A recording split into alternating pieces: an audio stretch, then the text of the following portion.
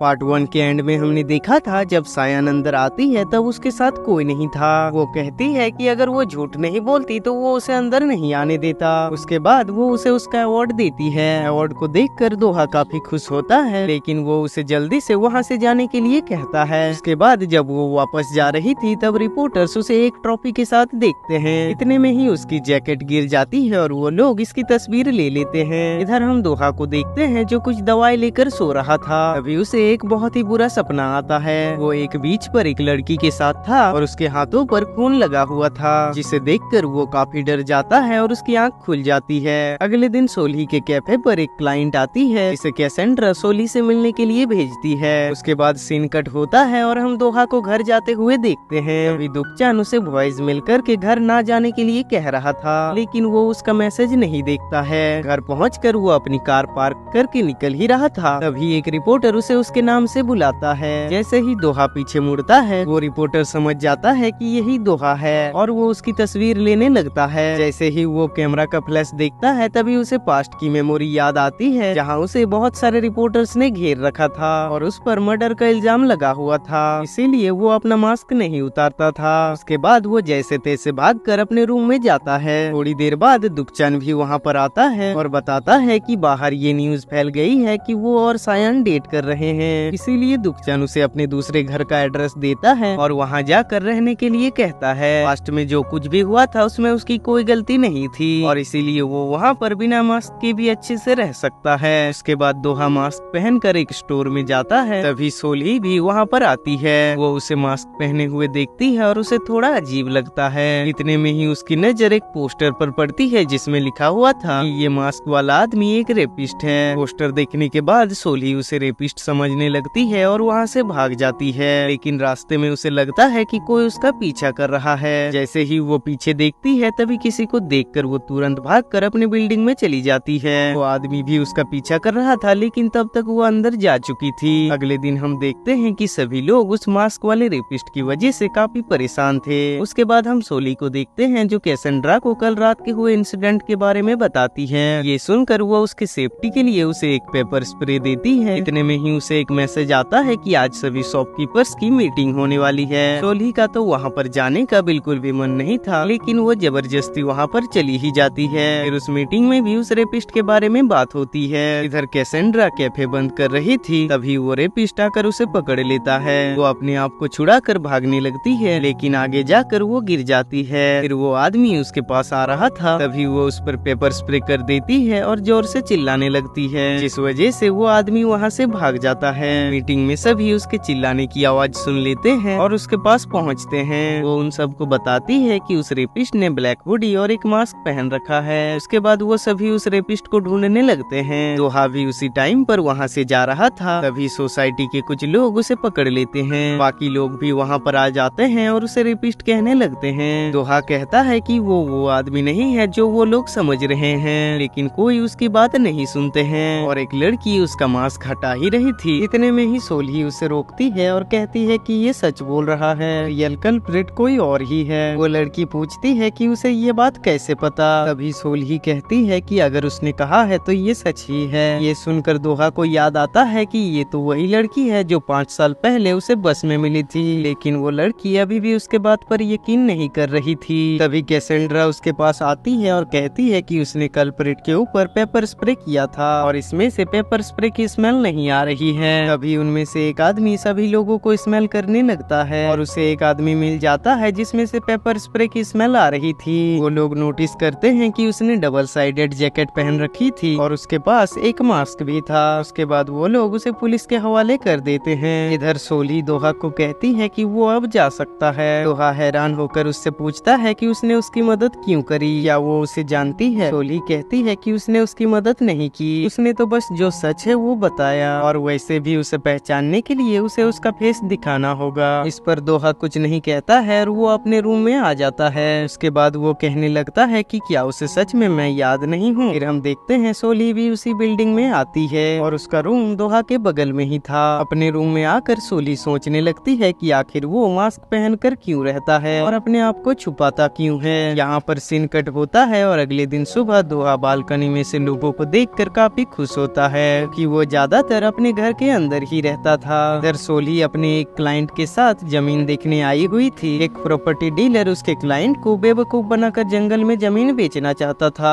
वो आदमी झूठ पर झूठ बोलता रहता है, जो सोली को पता चल जाता है और वो अपने क्लाइंट को ये सब बताती है। अभी वो सोली को लेकर वहाँ से चली जाती है। नीचे आकर वो उसे उसके पैसे देती है। फिर हम देखते हैं सोली अपने पैसों को सेव करके उनसे गोल्ड बार खरीदती थी और अपने लॉकर में रखती थी। वहाँ से बाहर निकलते ही उसे एक मैसेज आता है कि उसके क्रेडिट कार्ड से बहुत सारे पैसे कट चुके हैं। ये देखकर वो काफी शॉक हो जाती है। फिर वो अपने मॉम से मिलने जाती है। उसकी मॉम एक आदमी को ये कहकर फंसा रही थी कि वो एक डॉक्टर है। अभी अचानक से सोली वहाँ पर आती है और वो उसे देखकर काफी डर जाती है। सोली उस आदमी को बताती है कि वो एक डॉक्टर नहीं है, वो तो बस उसे फंसाना चाहती है। ये सुनकर वो आदमी वहाँ से चला जाता है। उसके बाद वो अपने मॉम को कहती है कि वो इतने सारे पैसे नहीं भर सकती है। उसने तो कहा था कि वो ये सब काम बंद कर देगी और इसीलिए उसे अपना कार्ड वापस चाहिए। ये सुनकर उसकी मॉम गुस्से से कहती है कि वो उसके काम में दखल ना दे, वो उसकी वजह से जेल भी गई थी। ये कहकर वो गुस्से से वहाँ से उठकर चली जाती है। उसके बाद सोली अपने बिल्डिंग में वापस आती है और देखती है कि उसके लिए एक कार्ड आया हुआ था जो उसके डैड ने भेजा था। शाम को हम दोहा को देखते हैं जो एक बार में सनग्लासेस पहनकर पियानो बजा रहा था। पियानो बजाने के बाद जब वो वहाँ से जा रहा था तभी उसके पास एक लड़की आती है और कहती है कि उसे उसका म्यूजिक काफी पसंद आया और वो उसी के टाइप का है। दोहा कहता है कि क्लाइंट से बात करना उसका काम नहीं है। तभी वो लड़की उसके सनग्लासेस निकाल देती है। इतने में ही दोहा दूसरी तरफ मुड़कर दूसरा सनग्लास पहनता है और वहाँ से चला जाता है। क्लब का ओनर उसे देख लेता है और उसे कंफर्ट करने के लिए वो उसके पास जाता है। इसके बाद सीन कट होता है और हम देखते हैं कि सोली ने रात को मैच देखने के लिए अलार्म लगाया हुआ था। वो उठकर अपने फेवरेट टीम की जर्सी पहनकर मैच देखने लगती है और जोर जोर से चिल्लाने लगती है। उसके चिल्लाने की आवाज सुनकर दोहा जाग जाता है और बाहर जाकर इधर उधर देखता है। तभी उसे बगल के रूम में फुटबॉल मैच दिखता है। इसे देखकर उसे याद आता है कि आज तो फुटबॉल मैच था, इसीलिए वो अपने मोबाइल में भी मैच देखने लग जाता है। और यहीं पर हमारा ये एपिसोड एंड होता है। तो चलिए मिलते हैं अगले वीडियो में।